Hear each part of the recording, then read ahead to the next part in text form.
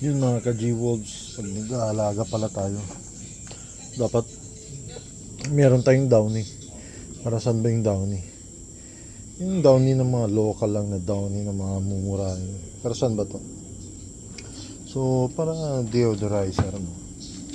Deodorize. Kasi minsan mapanghipo talagang ang ihi ng mga aso, no? So, kailangan nyo yan para mabango rin yung magiging kalabasan ng saan sila nag-umihi, tumatay. So at kailangan palaging malinis. Pag tumayo sila, kung nakita nyo na kagad, damputin nyo na at itapon na kagad yung tayo. So hygiene po palagi.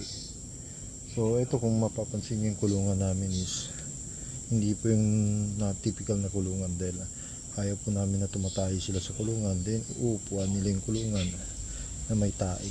Hindi po maganda yung para sa kanila. So kaya as much as possible, gusto namin maging natural yung habitat nila, no?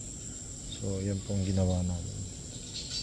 Yan, nangangat-ngat po sila. Pero minsan kailangan mo lang disiplinahin.